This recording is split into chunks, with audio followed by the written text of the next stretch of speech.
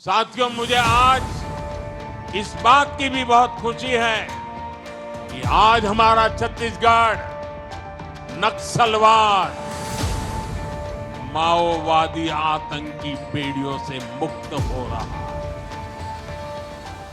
नक्सलवाद की वजह से आपने 50-55 साल तक जो कुछ झेला वो पीड़ादायक है।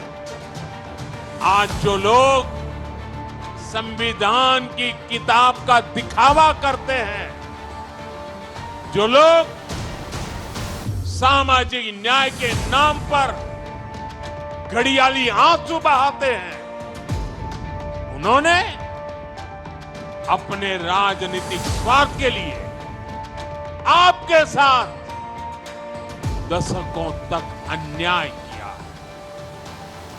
साथियों, माओवादी आतंक के कारण लंबे समय तक छत्तीसगढ़ के आदिवासी इलाके सड़कों से वंचित रहे।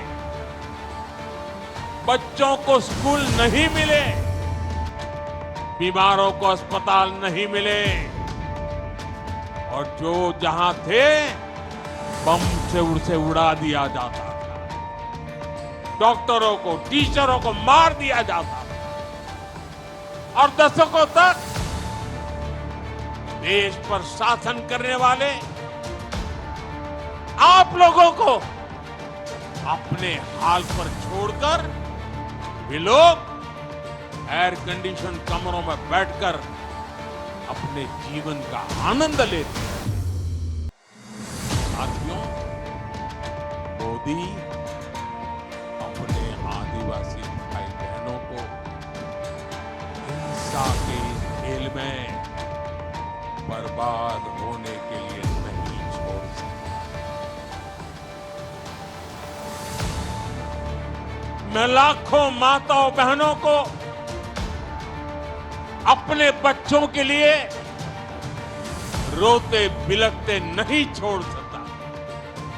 इसलिए 2014 में जब आपने हमें अवसर दिया तो हमने भारत को माओवादी आतंक से मुक्ति दिलाने का संकल्प लिया और आज इसके नतीजे देश देख रहा।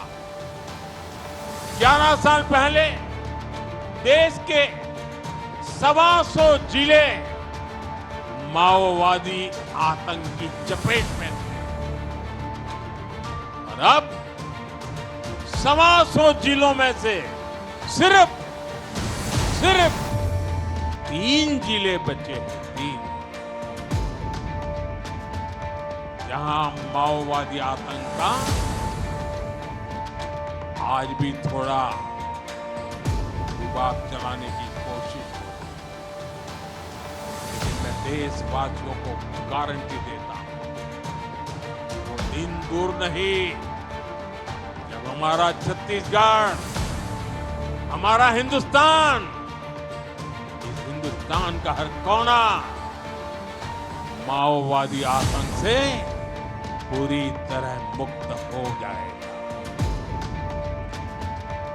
साथियों, यहां छत्तीसगढ़ के जो साथी हिंसा के रास्ते पर निकल पड़े थे वो अब तेजी से हथियार डाल रहे हैं। कुछ दिन पहले कांकेर में 20 से अधिक नक्सली मुख्य धारा में लौट आए। इससे पहले 17 अक्टूबर को बस्तर में 200 से अधिक नक्सलियों ने आत्मसमर्पण किया। बीते कुछ महीनों में ही देश भर में माओवादी आतंक से जुड़े दर्जनों लोगों ने हथियार डाल दिए। इनमें से बहुतों पर लाखों करोड़ों रुपए का इनाम हुआ करता। अब इन्होंने बंदूकें छोड़ करके, हथियार छोड़ करके देश के संविधान को स्वीकार कर लिया।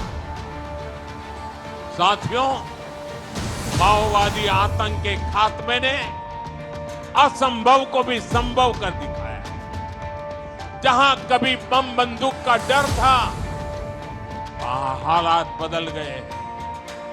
बीजापुर के चिक्कापल्ली गांव में 7 दशकों के बाद पहली बार बिजली पहुंची।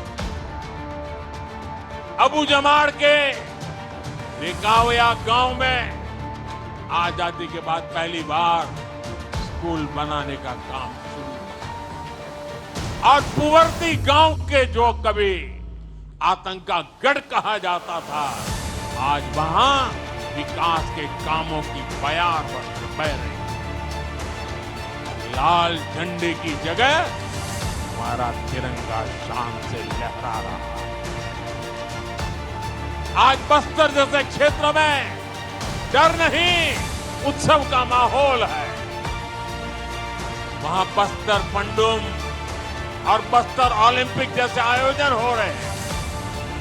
साथियों, आप कल्पना कर सकते हैं, जब नक्सलवाद जैसी चुनौती के साथ हम पिछले 25 वर्षों में इतना आगे बढ़ गए हैं, तो इस चुनौती के खात्मे के बाद हमारी गति और कितनी तेज हो जाएगी।